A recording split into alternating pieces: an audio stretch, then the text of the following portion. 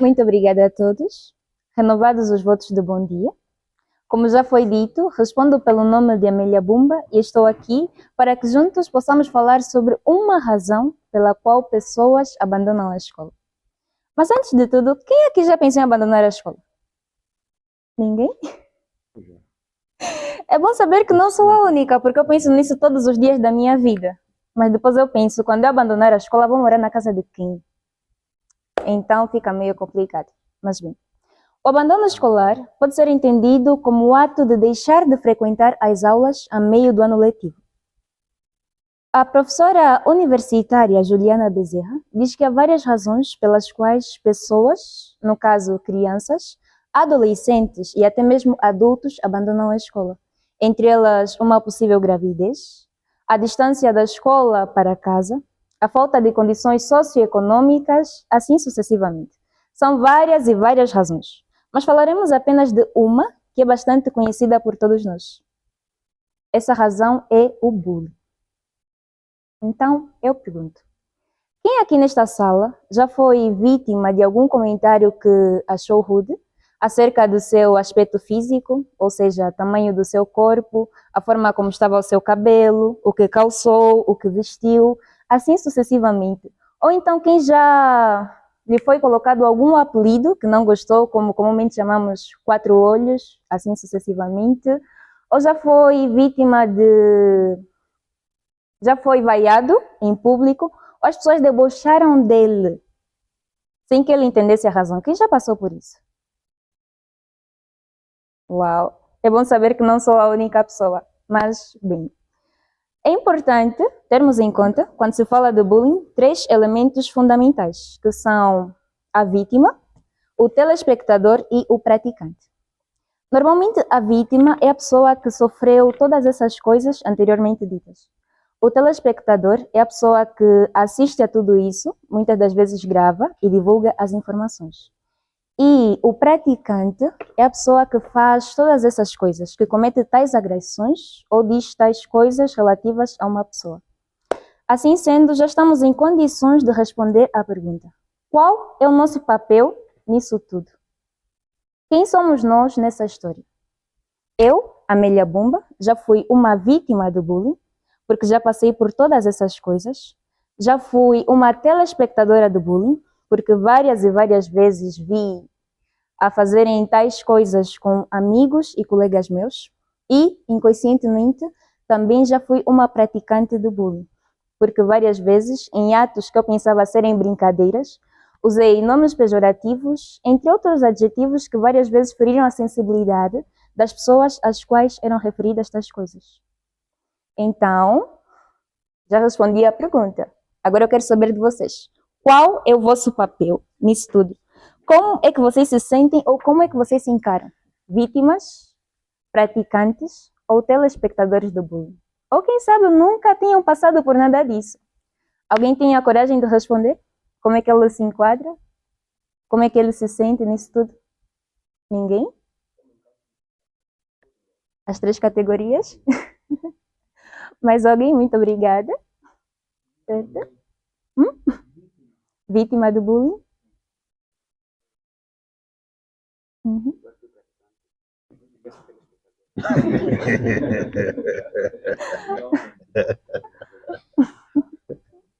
Mais alguém? Muito, mas muito obrigada pelos vossos comentários. Mas afinal de contas, o que é o bullying? Bem, o bullying pode ser definido como uma palavra pode ser entendido como uma palavra de origem inglesa que é formada pela junção de dois termos. Bully, que significa valentão ou tirano, e ing, que é uma ação constante. Então, o bullying pode ser entendido como um conjunto de agressões físicas ou verbais dirigidas de um indivíduo ou grupos de indivíduos para outros indivíduos ou indivíduo, no caso. O bullying é uma das ações mais reprovadas na nossa sociedade, mas ainda assim uma das mais aplaudidas e uma das mais praticadas. Dados extraídos de um estudo feito pelo UNICEF no ano letivo 2023-2024 indica que cerca de 15% dos estudantes já faltou à escola ou já abandonou a escola por motivos de bullying. Que cerca de 6,5 milhões de pessoas já passaram por atos de alguma violência, física ou verbal, no caso bullying, das quais 1,7 milhões acabou por desenvolver alguma doença do fórum psicológico, como é o caso da depressão, anorexia nervosa, ansiedade, entre outras e outras coisas. E 700 mil pessoas já foram mortas por causa do bullying. Algumas por assassinato e outras por suicídio, o que é algo muito triste. Em Angola, não temos estatísticas ou dados nacionais que possam nos falar sobre o bullying. Não estão disponíveis ainda, mas isso não quer dizer que não aconteça no nosso país. Porque a especialista Carla Adão diz que há várias formas através das quais o bullying acontece. Temos a forma verbal, a forma física, psicológica, moral, a bullying familiar, cyberbullying, entre outros e outros tipos ou formas de bullying. Mas falaremos apenas de 5. Bullying familiar. Como o nome já diz, é algo que normalmente acontece no seio familiar. Vezes há que a criança ou adolescente vê o irmão mais velho implicando com o irmão mais novo, a mãe implicando com os filhos, o pai xingando, insultando ou agredindo a mãe, assim sucessivamente, e vezes há que ele vê isso como algo normal. Sendo algo normal, não tem problema nenhum eu levar para a escola. Posso ver como algo normal, como um motivo de frustração. E porque eu me sinto frustrada, já me sinto no direito de, talvez, xingar o meu colega, agredir verbalmente, assim, coisas do tipo. Assim já saímos do cyberbullying para o bullying verbal. Bullying moral. O bullying moral normalmente acontece mais por disseminação de informações ou boatos sobre uma pessoa sem o consentimento ou aprovação dessa pessoa. É comumente chamado de fofoca e é mais realizado por nós mulheres. Não sei porquê, não sei mesmo. Se alguém quiser responder, está à vontade. Não entendi? Não, não somos. Mas os homens também são. Mas prontos, um exemplo de bullying moral. Vezes há que eu estou na minha, sentada, mexendo no meu telemóvel, e eu vejo que uma colega passou e colocou algo irregular, tipo meias com sandálias, meias com sabrinas, fez alguma coisa assim estranha no cabelo, e eu acho engraçado. E como eu não posso rir sozinha, eu vou chamar uma amiga minha, que vai chamar uma colega, mais outra amiga, e quando demos conta, nós estamos todos a falar sobre o que a colega vestiu, sobre o que a colega calçou, assim sucessivamente. E como se não nos bastasse apenas rir, às vezes até fazemos fotos, vídeos e decidimos publicar no Facebook, WhatsApp, assim sucessivamente. Fazemos memes. E aí nós saímos do bullying moral para o cyberbullying, que é aquele que é feito por intermédio da internet. Bullying físico. Um caso de bullying físico que marcou o Brasil em abril do ano passado foi o caso de um garoto de 13 anos que tinha por nome Carlos, mas conhecido por Carlinhos. Ele foi agredido pelos seus colegas na escola. Os colegas pisaram em cima dele, pularam sobre as suas costas. E ele acabou por desenvolvendo alguns problemas, como dificuldade em respirar. Ele também tinha dificuldades na fala, entre outras e outras coisas, além da dor de peito. E uma semana, nesse período, depois que ele sofreu por isso, passou por isso, os pais levaram no hospital, onde ficou internado cerca de uma semana, e infelizmente, após 3 paradas cardíacas, acabou de falecer. Então nós nos perguntamos o que causou a morte do jovem Carlos, do adolescente Carlos. Bem, mais um ato de bullying que normalmente é reprovado pela nossa sociedade e ainda assim é bastante aplaudido, porque o bullying não é algo que se faz sozinho. Normalmente as pessoas veem, dão like e continuam seguindo as suas vidas, sem fazer nada acerca disso. Mas bem, quais são os motivos que levam uma pessoa a fazer bullying? São vários e vários motivos pelos quais nós fazemos bullying. Muitas das vezes por acharmos que são brincadeiras inocentes. Outras vezes por causa da nossa insegurança, por nos acharmos superiores a uma pessoa, pela nossa necessidade de nos sentirmos enquadrados num dado lugar, por gostarmos de ver as pessoas sofrer, entre outras e outras coisas. ou por acharmos o bullying normal também. Bem, e dizer que o bullying é algo muito, mas muito errado. E se a gente tivesse ideia ou consciência de quantas e quantas vezes os nossos comentários não pedidos levaram alguém a ficar horas e horas encarando o espelho, perguntando-se o que há de errado comigo. Quantas e quantas vezes as nossas críticas construtivas levaram alguém a detestar o próprio corpo? Ou quantos dos nossos comentários assim, ou muitas das nossas brincadeiras mataram alguém por dentro? Com certeza a gente entenderia o verdadeiro valor do silêncio, porque o bullying é algo que destrói a pessoa por dentro.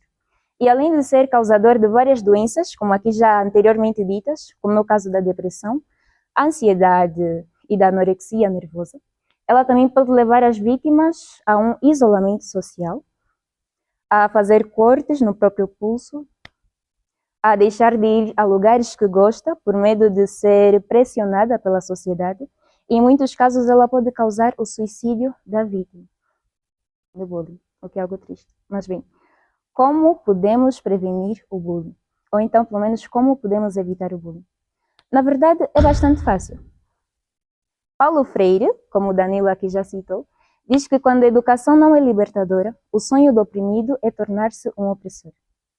Vezes há que nós fomos magoados e nos sentimos no direito de magoar as pessoas na mesma proporção em que fomos feridos. Ou seja, só porque alguém me irritou, só porque alguém me xingou, falou coisas que eu não gostei, eu já acho que eu tenho o direito de descarregar na primeira pessoa que me aparecer à frente. Aí bastou dizer alguma coisa, tipo, estás bem, eu já descarrego tudo para cima dela, como se ela fosse a causa dos problemas. Chuto a primeira coisa que me aparecer, assim sucessivamente. E se a gente entendesse a lidar melhor com os nossos problemas emocionais e entendêssemos que a violência não deve ser combatida com mais violência, já seria uma excelente forma de evitar o bullying. Outra forma de evitar o bullying é entendermos o verdadeiro conceito de liberdade de expressão. Porque vezes há que nós achamos que o facto de nós termos liberdade de expressão significa que eu posso dizer tudo o que eu penso, tudo o que eu quero, onde e quando quero, só porque eu posso. Mas não, isso não é liberdade de expressão, mas sim uma clara falta de educação. Porque a verdadeira liberdade termina onde começa a liberdade alheia. Então, liberdade de expressão seria dizer as coisas que eu quero dizer, sabendo que eu posso e tendo consciência de que essas coisas podem ferir a sensibilidade de uma pessoa, podem matá-la por dentro, assim sucessivamente. Outra forma de prevenir o bullying é falar abertamente. Tem vezes que numa brincadeira, um colega ou amigo diz um termo que eu não gostei, para se referir a mim. E eu digo abertamente, por favor, não voltes a falar isso de mim, ou então do colega. Porque mesmo que eu até ache engraçado, muitas das vezes isso incomoda. Talvez não a mim, mas um colega que lhe foi dito tal coisa. Pronto. Outra forma muito simples de acabar com o bullying é falar com os nossos irmãos, amigos, talvez alunos, assim sucessivamente, que o bullying não é uma brincadeira. Não é uma brincadeira e que pode destruir as pessoas por dentro. E ele pode ser manifestado por insultos, xingamentos, apelidos, entre outras e outras coisas.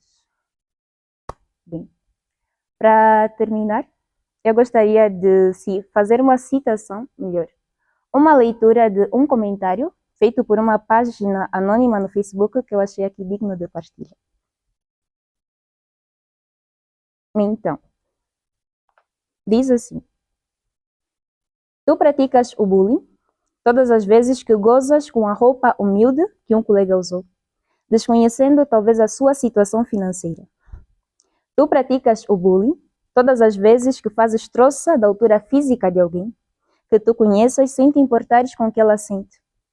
Tu praticas o bullying todas as vezes que abusas o teu colega que é gago, sem te importares com a grande ânsia que essa pessoa apresenta de poder ser alguém normal.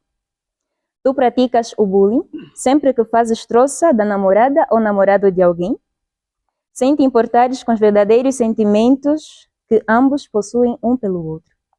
Tu praticas o bullying todas as vezes que esqueces que o teu próximo tem sentimentos e esqueces que tu poderias estar na mesma situação. Quantas pessoas já mataste por dentro? Quantas autoestimas já destruíste?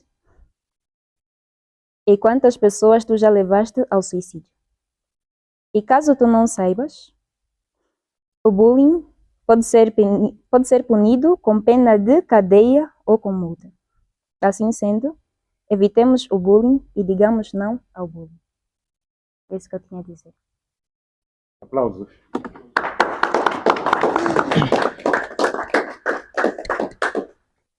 Como o Danilo também conseguiu aperfeiçoar-se em muitos aspectos. E, aliás, penso que da minha avaliação já tinha tido boa nota na apresentação passada. E não quero prognosticar, mas parece-me também como o Danilo não cometeu, não cometeu muitas falhas. Apenas registramos duas falhas, e eu estou em crer que uma é por desconhecimento e outra é por descuido. Por desconhecimento, disse pelo Unicef, eu penso que não sabe o gênero, não é da sigla. Acrônimo? Unicef, claro, é lido juntamente, acrônimo, sim. Sim, o acrônimo Unicef, o seu gênero é feminino. Sim, é uma agência das Nações Unidas para a Educação. Para criança, sim. Sim, para criança. Unesco é que é para a educação. Exatamente. O seu gênero é feminino. Então, não é pelo Unicef, é pela Unicef. Outra falha é de concordância apenas do número. Começou com a ideia de os dados e colocou ali um aposto, não é? Em que queria explicar para si alguma coisa. E no fim foi dizer indica.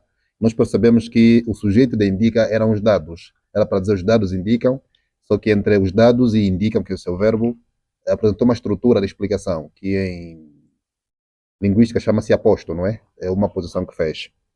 E, portanto, penso que o aposto distraiu-a e fez com que falhasse na combinação em número. Então, os dados indicam, disse os dados indicam.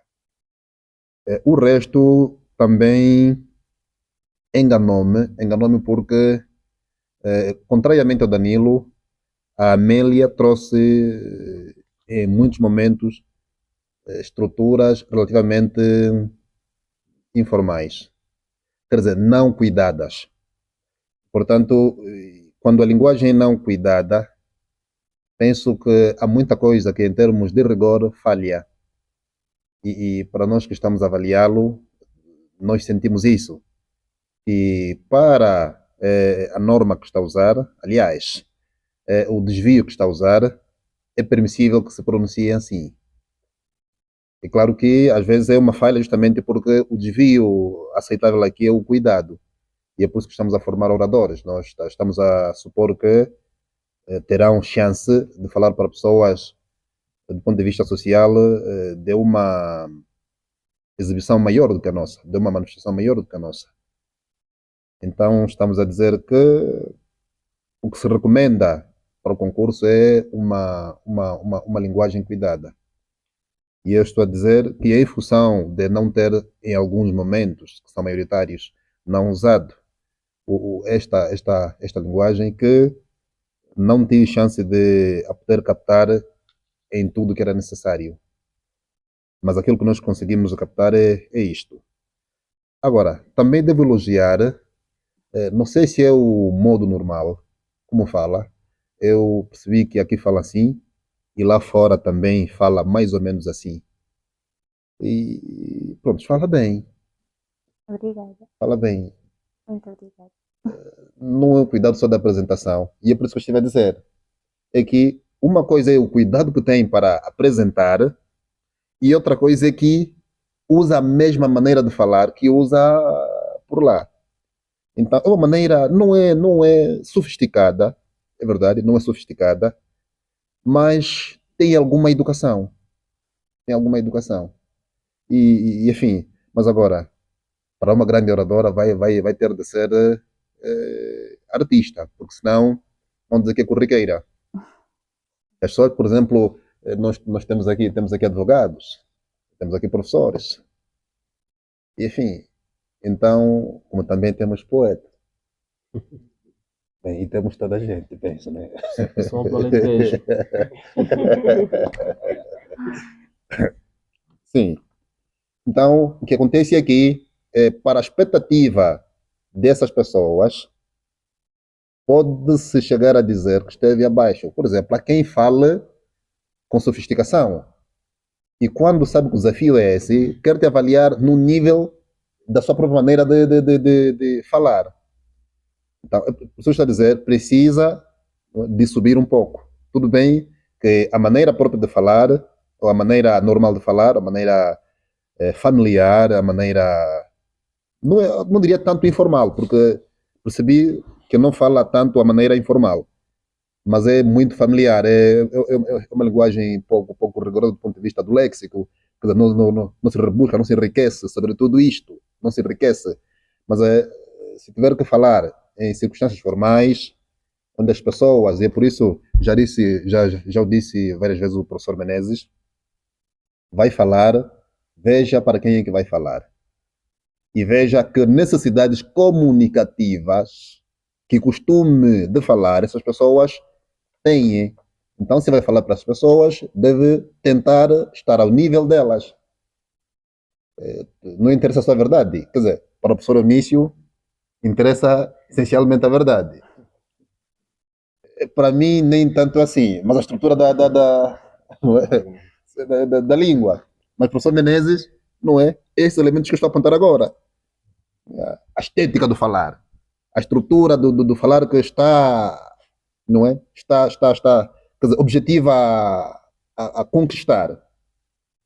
É claro, estou aqui a dizer, mas a retórica dizem que assume três finalidades fundamentais: ensinar, divertir e como é que é influenciar. Há os termos próprios em latim, não é? Em latim.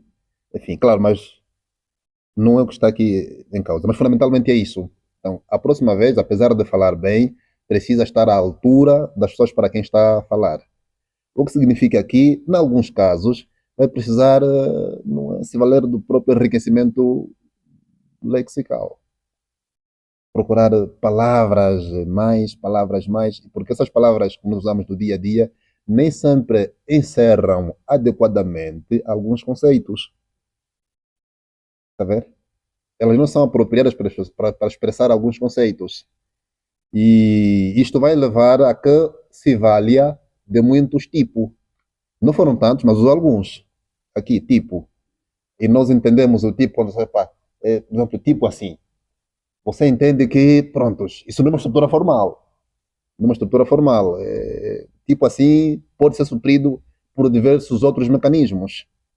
Então, quando eu digo que deve subir a uma linguagem mais cuidada, estou a dizer, sobretudo, porque conjuga bem os verbos, estou a dizer que devia olhar para a questão do enriquecimento vocabular.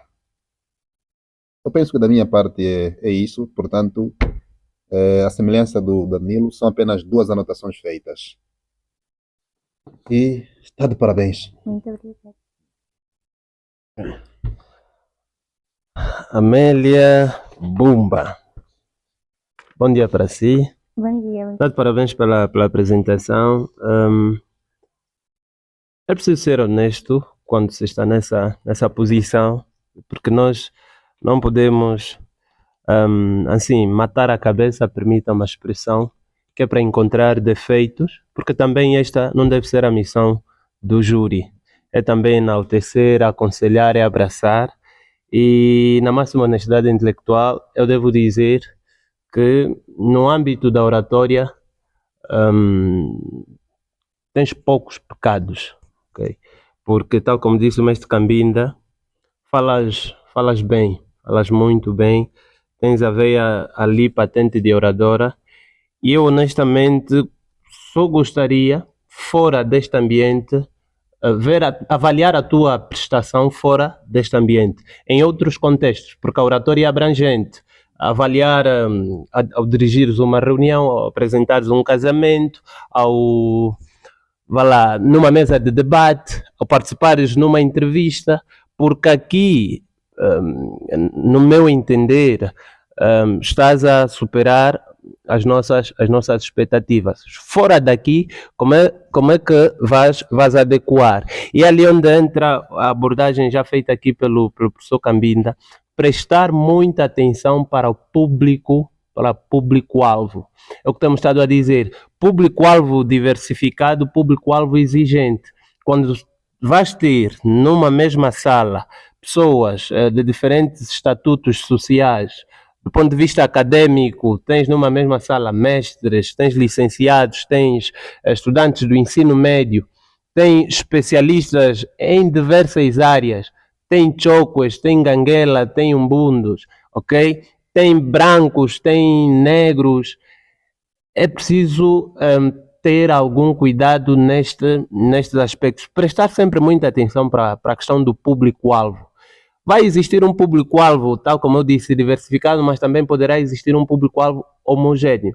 Quando vais falar para o público-alvo homogêneo, no ponto de vista da linguagem, é ali onde entra o conselho do professor Cambinda, é preciso subir de nível, ok? Ao subir de nível, para além da linguagem cuidada, parece que são os brasileiros, falam um pouco do jargão também, comunicar também trazer um vocabulário também mais específico, mais de áreas, para que o advogado reveja-se na sua abordagem, para que o professor, e não ficar assim naquele nível.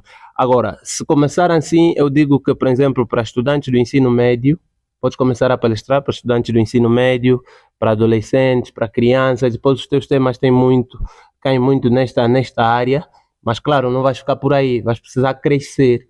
Então, como vais precisar crescer, é preciso muita leitura, que é para atingir níveis assim brutais. Outra questão é o tema. O tema, nós não devemos ter. O tema deverá ser o mais claro possível. Uma razão do abandono escolar é o tema, mas ficou patente o bullying. Vão dizer, falou sobre o bullying. Então é preciso, como pouca coisa você tinha a dizer sobre o abandono escolar, era mais sobre o bullying, porque o bullying é uma das razões do abandono escolar.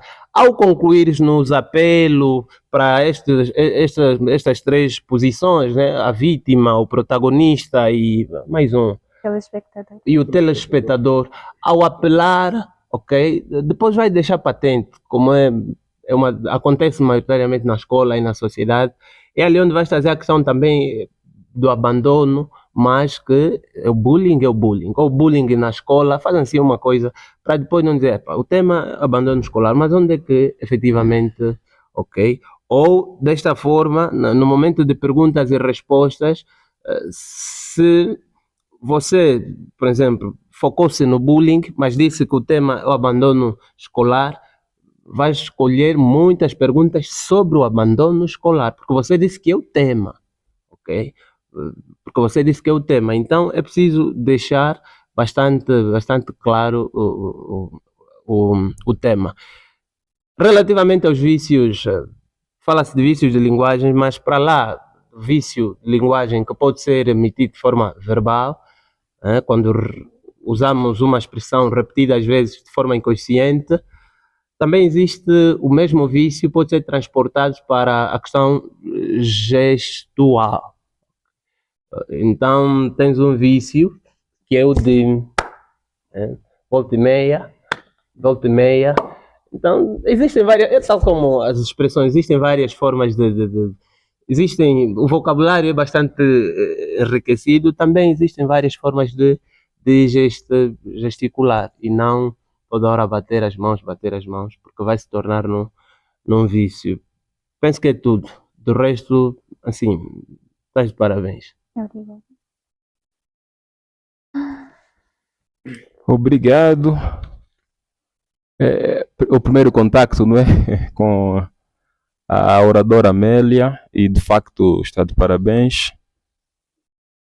Tal como os meus colegas salientaram, tem um potencial para este ramo, não é? Da vida acadêmica, e penso que tem tudo para prosseguir, porque de facto aqui convenceu-nos em muitos aspectos. Mas ainda assim, eu tenho aqui algumas questões. Uma razão de abandono escolar. Amélia, o que não constitui bullying? Estou aqui, alguns tipos, alguns elementos do bullying, os tipos também. A minha questão, no contexto escolar, o que não constitui bullying? No abandono, no contexto escolar, o que é que não constitui bullying? O que não constitui bullying talvez seria uma brincadeira em que todos colaboram. Por exemplo, numa roda de amigos, muitas das vezes se referem uns aos outros, dizem coisas assim ligeiramente ofensivas, mas que estão no âmbito da brincadeira entre amigos. Às vezes tem essa brincadeira de se chamar A, B e C. Então, se essa brincadeira for da concordância da pessoa e for feita com o consentimento da pessoa, não constitui um ato de bullying, porque não está a se tratar de uma agressão verbal e não está a ferir a sensibilidade de uma pessoa. Mas ainda assim, Amélia, no contexto escolar, há casos em que, muitos casos, em que mesmo o colega ou a colega não concordando, é provável que eu me dirija a ele ou a ela com uma expressão que talvez fira a sua sensibilidade, mas dentro do âmbito aqui da brincadeira. Será que estabeleceríamos uma fronteira entre o bullying e não bullying? Talvez para te ajudar a responder essa questão, poderias precisar a definição de bullying, não é? Poderia nos ajudar a estabelecer aqui uma fronteira entre o bullying e o não bullying, sempre dentro do contexto escolar. O bullying é normalmente entendido como uma agressão física ou verbal por parte de um indivíduo ou grupos de indivíduos para com uma pessoa. Já nesse exemplo da brincadeira a que se refere, eu também falei que pode ser bullying ou então princípios de bullying. O colega usou um termo para referir-se a mim que eu não gostei. Pode ser encarado como um princípio de bullying. Agora, se eu dizer de imediato que eu não gostei e por favor pare com isso, já estaria a cortar. Então seria um princípio de bullying. Agora, se o colega continuar a insistir em me chamar por esse nome que eu não gostei, já estaríamos a avançar para o bullying, porque é uma ação praticamente constante.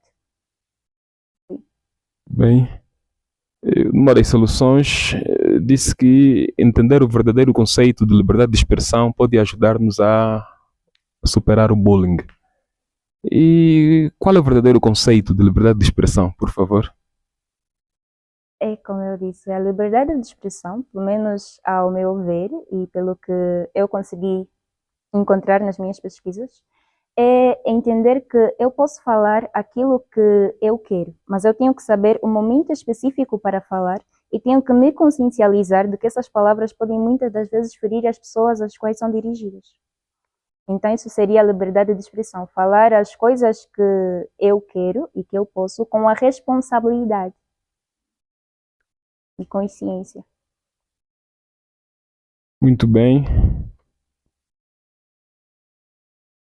De que maneira relacionar o bullying familiar com o bullying escolar? É como eu disse, vezes há que o adolescente ou a criança vê atos constantes, tipo, quer dizer, desculpe, eu não vou ver essa expressão. Ele vê o irmão mais velho chamando o irmão mais novo de nomes assim feios, insultando, xingando e tudo mais. E ele vê isso muitas das vezes como algo normal. Então, se é algo normal, não tem problema nenhum eu aplicar no contexto escolar. Então, o colega fez algo que me irritou. Eu já vou buscar um nome lá que o meu irmão usou para se referir ao caçula. Então, eu estaria a trazer os meus problemas de casa, praticamente tudo aquilo que eu vejo em casa, para o contexto escolar. Não sei se consegui. Amélia, consideraria bullying prática de certos professores que consiste em chamar, não é, os alunos pelos sobrenomes? Sabemos que somos africanos e alguns, não é, nossos sobrenomes não são lá muito agradáveis para os ouvidos, não é? E, não é, ato contínuo, os colegas passam, depois de ouvirem o professor a chamar um dos colegas por um nome, enfim, não muito corriqueiro, e os colegas passam doravante a chamar-lhes por este nome. Poderá essa prática, constituir bullying? Não. Por quê? Poderá constituir um ato de bullying ou não. Isso vai depender das verdadeiras intenções do professor. Porque muitas das vezes A intenção do professor é mesmo tratar os alunos pelos sobrenomes. Certo. Vezes há que o aluno não gosta do seu sobrenome. Isso acontece muito. Então, se o aluno não gosta do seu sobrenome, eu, como professora, tenho a obrigação de, pelo menos, ajudá-lo a se identificar com a sua cultura e a gostar mais das coisas que ele traz da sua família e da sua cultura. Então, eu posso chamá-lo dessa forma para ajudar a gostar mais do nome. Mas desde o momento que eu vejo que chamá-lo dessa forma se constitui um motivo de piada para com os colegas, eu devo sensibilizar a turma e, se continuar a incomodar a criança, no caso, parar. Então, se o professor ver que chamar o aluno dessa forma irrita o aluno e faz com que as pessoas debochem dele e não fazer nada a respeito, poderá se constituir um ato de bullying. Mas desde o momento que o professor procurar parar com essa coisa, então já não estaríamos a falar de bullying. Não será isso bullying? Não, não é brincadeira. Amélia, existe essa questão no caso dos colegas, não é? Uhum. Sobrenome, vamos aqui inventar um Chimboto, por exemplo. Muito obrigado, professor. Chimboto. Uhum. É teu nome, colega, Chimboto. E será que se o grupo de colegas insistirem em tratar o dito colega por Chimboto e por essa razão o colega abandonar a escola, será isso uma razão suficiente para aqui, não é, contratarmos o Dr. Jeremias para, enfim, resolver esse caso de bullying? Será isso bullying mesmo? Uma vez que é o sobrenome dele. Certo. Isso sempre vai depender do contexto, porque eu posso pronunciar o teu nome bem, como se eu estivesse a chamar por ti, ou então eu posso pronunciar de uma forma assim como se fosse um insulto. Por exemplo, o meu sobrenome é Bumba. Tem uma música com esse nome, Bumba, Bumba, trabalhar e trabalho. Isso vai depender muito da forma como tu vais pronunciar o meu nome. Se tu pronunciares como se estivesses a chamar por mim, isso já seria uma coisa. Agora, se fosse como se estivesses a fazer troça do meu nome, aí já seria um ato de bullying. Só vamos diferenciar os contextos e a forma que a pessoa usou para se referir a nós. Obrigado, Amélia. Tenho mais 5 questões, mas deixá-las aí para a final. Talvez aqui uma pequena recomendação. Das próximas vezes, tal como já salientou o professor Fio, traga um tema cuja argumentação central seja intelectualmente mais persuasiva. Porque aqui o tema, claro, não é que bullying não é muito comum, que casos do gênero, não é, casos de bullying gerarem abandono escolar. Para afinal traga um tema mais, enfim, mais que te permita, não é, trazer aqui um argumento intelectualmente mais convincente, mais persuasivo. Depois, saber trabalhar mais os dados da argumentação. Estou aqui a professora Juliana trouxe dados da Unicef, Paulo Freire, enfim. E trabalhou bem, não é? Mas precisa melhorar, não é? Para quando fornecer o argumento central, não é? Que vejo que a Amélia seguiu a técnica CPA, não é? Conceptualização, problematização, depois argumentação, não é? Tornar mais robusto esses dados aqui. Há muitos autores que falam sobre esse tema e se fossem bem concatenados, penso que estaria ainda melhor do que já está, não é? Aqui com a classificação que obteve. Obrigado. Eu que agradeço.